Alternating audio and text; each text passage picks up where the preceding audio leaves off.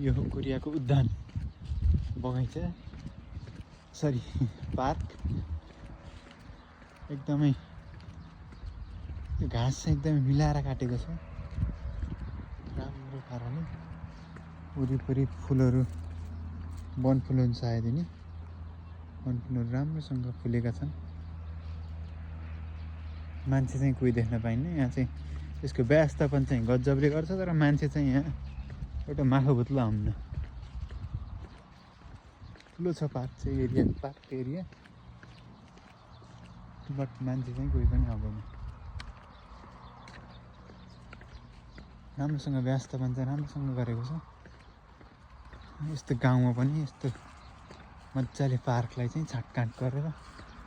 सिँगारिएर भनौँ न सिँगारिएर राखिएको छ दिस इज वन्डरफुल वाउ